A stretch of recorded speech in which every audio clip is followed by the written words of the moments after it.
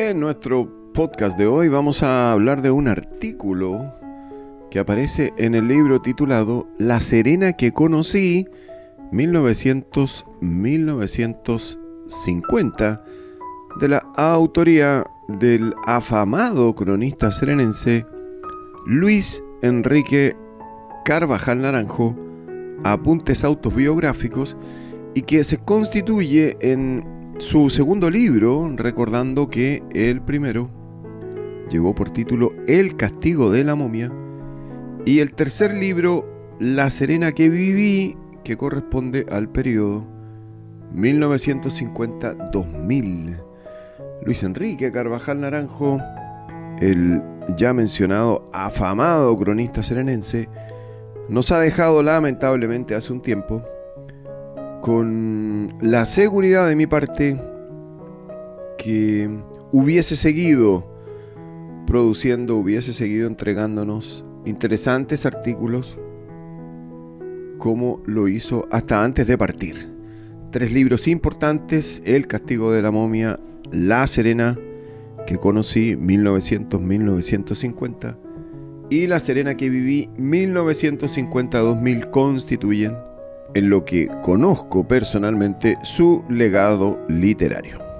El artículo del cual vamos a hablar hoy tiene una gran relación con la ciudad vecina de Coquimbo y lleva por título Las fantasías de Mr. Lacham, lo que nos lleva inmediatamente a pensar, a recordar como sinónimo el famoso tesoro de los piratas de Guayacán. En el artículo, Luis Enrique Carvajal Naranjo comienza contando que lo único verosímil hasta hoy es que el contorno de la bahía de Guayacán estaba cubierto de abundantes matas de ese arbusto indígena gigante, a cuyas infusiones los aborígenes le atribuyeron notables propiedades curativas, y que sigue vigente gracias a la dureza de su madera, materia prima de una muy apreciada artesanía regional. Luego de esta breve introducción, Enrique Carvajal Naranjo nos cuenta: otro de los temas recurrentes de conversaciones de sobremesa era el que se refería a la existencia de un fabuloso tesoro pirata, enterrado entre los roqueríos del extremo noroeste de la bahía de Guayacán o de la Herradura, y que se ubica al otro lado e inmediata al sur del puerto de Coquimbo.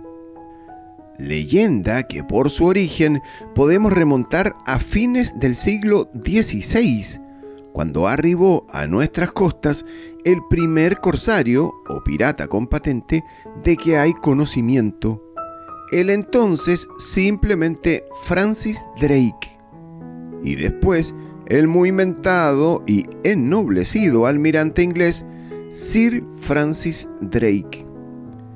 De las muy vagas referencias que siempre escuché, yo pensaba precisamente que este último había enterrado allí tal botín, pero conociendo después con detención su itinerario local, aquello no resulta factible, porque si bien su nave, el Golden Hind, ancló en la bahía de Guayacán el 19 de diciembre de 1578 con el propósito de saquear La Serena, como había hecho con Valparaíso el 30 de noviembre anterior, arrasando con cuanto pilló, incluidos los copones de las iglesias. Sin embargo, en esta oportunidad fue rechazado por los serenenses y los indios lugareños, que habían sido alertados desde Santiago. El historiador Francisco Encina refiere que Drake envió a tierra un bote con 12 hombres. Los habitantes estaban prevenidos y apenas divisaron el bote, embistieron resueltamente a los ingleses. Estos, viéndose en inferioridad numérica, huyeron dejando en tierra a un marinero que, por embriaguez o por obstinación, no quiso embarcarse. Los españoles lo despedazaron. Luego de este fracasado intento, el corsario levó ancla y reanudó viaje al norte al día siguiente. Por tanto, no pudo ser el muy noble Sir Francis, como la reina Isabel I lo llamaría a su retorno cargado de riquezas en 1580, quien enterró un tesoro en Guayacán. Por otra parte, de los antecedentes de que se dispone hasta ahora, todo parece indicar que tampoco se puede atribuir la autoría a ninguno de los corsarios o piratas históricamente reportados que pasaron por nuestras costas después de Drake. Es lo que también concluye, después de un minucioso estudio de sus particulares recorridos, don Jorge Pinto Rodríguez en El Tesoro del Pirata, una de las crónicas de su libro La Serena Colonial. De lo anterior podríamos concluir que lo del tesoro de Guayacán es solo fantasía, si no fuera por ciertos hallazgos materiales que detallaré más adelante, desenterrados en las excavaciones de uno de sus más empecinados buscadores y que sugieren la veracidad de su existencia. Entonces, ¿a quién o a quiénes atribuirlo? Pues a ciertos piratas absolutamente desconocidos, pero cuyas correrías por nuestras costas se desprenden de la traducción de varios rollos de pergaminos, cuya autenticidad cada cual debe sopesar, y que forman parte de los mencionados hallazgos materiales. Es a lo que me voy a referir enseguida.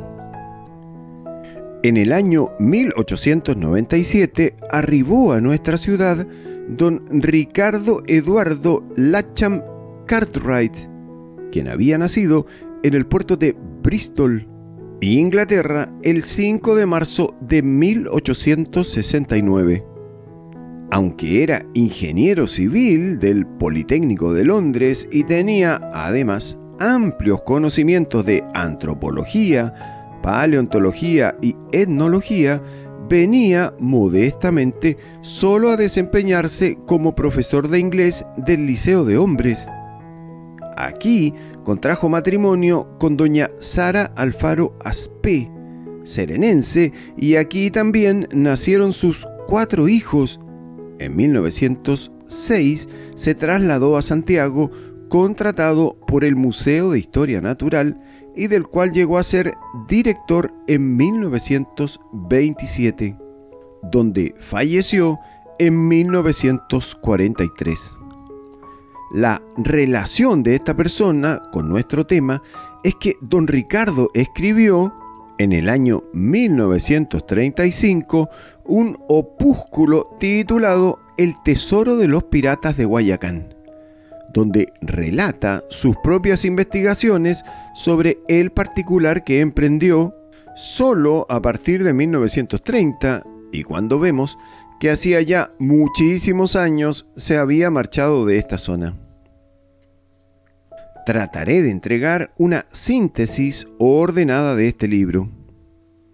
Señala el autor que, si bien escuchó hablar del tesoro de Guayacán desde que pisó suelo serenense e incluso visitó excavaciones antiguas, el tema no le habría mayormente interesado, si no es porque en septiembre de 1930 el director general de museos le presentara a un doctor en filosofía llamado Arturo Coe, quien les mostró una planchita de oro, una plancha de cobre y varios pergaminos, todos cubiertos de jeroglíficos, agregando que solo los había logrado traducir a medias, excepto la leyenda de la plancha de cobre que decía: aquí hay un tesoro a la distancia de 90 metros.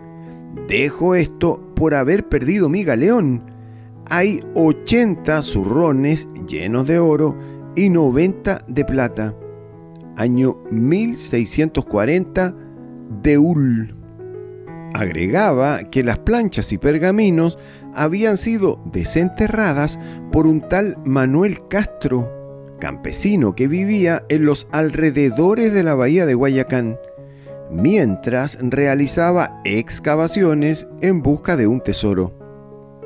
Persona con quien lo había contactado un amigo coquimbano, un distinguido caballero al que solo podía nombrarse como el señor X. Agrega luego que, interesado, el director general le proporcionó los fondos necesarios para que viajara a La Serena en compañía del doctor Coe en octubre de 1930 y profundizara la investigación. Aquí tomaron contacto con Castro, quien lo impuso, en resumen, de más o menos lo siguiente. El 25 de mayo de 1926 desembarcaron en Guayacán desde un velero varios individuos que se dedicaron durante 24 días a excavar en la playa, mientras le serví de vaquiano a 2 que a caballo recorrieron los alrededores en busca de una fabulosa mina de oro. Al cabo, reembarcaron sin éxito. Pero entusiasmados, yo y mi hermana Rita continuamos secretamente en la búsqueda del tesoro y la mina. Después de 4 años en que vendimos casi todo e hipotecamos nuestra casita, dimos en varios hoyos próximos entre sí con una planchita de oro, una plancha de cobre y 2 ollas de greda con pergaminos en su interior. Al no poder traducir sus inscripciones, se nos ocurrió pedir ayuda a un distinguido caballero extranjero que vive en Coquimbo y a quien le tenemos mucha confianza, pero el cual no desea ser nombrado, por tanto lo llamo simplemente señor X. Como éste tampoco los comprendió, nos sugirió recurrir a los servicios de un compatriota suyo, conocedor de lenguas antiguas, radicado en Buenos Aires, y al cual le envió unas copias. Mientras esperábamos, seguí cavando y encontré una virgen de oro de 30 centímetros de alto y que pesaba unos 10 kilos. 2 corvos españoles, una estrella de plomo de 6 puntas, una moneda de oro del tiempo de Pericles, un idolito de oro, una pieza de cobre de forma triangular y otra olla de greda con pergaminos. Al cabo de un tiempo llegó la traducción de la placa de cobre que usted conoce. Pero el señor X, para estar más seguro, consultó la opinión del doctor Coe en Santiago, la que coincidió con la llegada desde Buenos Aires, de donde además nos enviaron otras traducciones aproximadas que se referían a una sociedad de piratas formada por el año 1600 y con cuartel general en la bahía de Guayacán, y que daban cuenta también de un gran tesoro y de una fabulosa mina de oro, pero sin indicar puntos de partida algunos para principiar a explorar. Don Ricardo Latcham continúa señalando que se dedicó hasta fines de 1930 no solamente a excavar solo o en compañía de Castro en la bahía de Guayacán, sino también a explorar al norte de Punta de Teatinos, en busca por esos lados de la fabulosa mina de oro. Todo sin resultado positivo alguno. Después regresó a Santiago y no volvió a realizar nuevos intentos, pero indica que Castro siguió explorando hasta que a últimos de 1931 desapareció y agrega: todas mis tentativas de ponerme en contacto con él han fracasado. Nadie sabe dónde está ni qué le ha pasado. Y, al parecer, junto con Castro, se perdieron para siempre la plaquita de oro, la placa de cobre, los pergaminos y las fotografías. Y luego concluye: no pensamos exponer aquí las dudas que nos ha despertado el estudio prolijo de los documentos. El lector que los revise cuidadosamente dará con los motivos que nos obligan a mantener cierto escepticismo. Por otra parte, ¿cómo explicar el entierro de objetos de gran valor intrínseco como la Virgen de Oro y otros objetos del mismo metal? Dejamos a vuestro ingenio el desilvanar la trama de este misterio, deseándoos mejor suerte que la que nos ha tocado en nuestra investigación del asunto. En párrafo seguido, Carvajal Naranjo agrega que lo más raro es que no hay recuerdo alguno, ni siquiera oral, de tales extraordinarios acontecimientos que se habrían desarrollado durante 45 años en un lugar tan próximo a La Serena, y que de una u otra manera debieron haber llegado a oídos de sus habitantes, pero con o sin conocimiento de los hechos expuestos. Como todos los derroteros, el Tesoro de Guayacán ha impulsado a muchos, nacionales y extranjeros, tras la búsqueda del enriquecimiento rápido. Entre ellos se menciona frecuentemente los ímprobos esfuerzos de un señor de apellido Garlica, del cual se dice que un hijo está por publicar o habría publicado un libro en que relata las aventuras de su padre al respecto. También están los intentos del abogado y ex senador ya fallecido, don Hugo Cepeda Barrios, y los del agricultor don Armando el Sonajera Giles Adaros, también fallecido, a quien en una ocasión facilité un tractor Volvo y unas cadenas para remover unos peñascos debajo de los cuales suponía la entrada a una cámara donde, juraba, encontraría el tesoro. Aunque desde hacía unos 30 años no había vuelto a escuchar sobre nuevos buscadores del Tesoro de Guayacán, me comentaron que actualmente hay dos: un cantante famoso, oriundo de esta zona, y un conocido escritor coquimbano. Intentos hasta hoy infructuosos. Luego no puedo remachar y colorín colorado, este cuento se ha acabado, porque habrá que seguir esperando.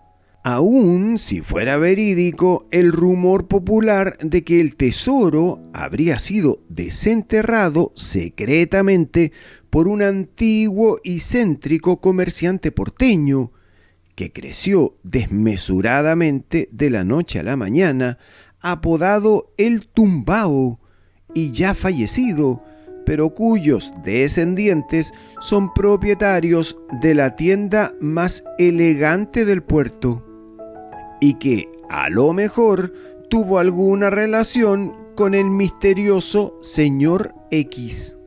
Finalmente, Luis Enrique Carvajal Naranjo indica en nota del autor lo siguiente: hace poco tuve ocasión de leer que don Ricardo Lacham Cartwright habría confesado en sus últimos años que todo lo escrito acerca del tesoro de Guayacán fue invención mía. Sorprendente revelación que, sin embargo, concuerda ampliamente con lo que escribí más arriba.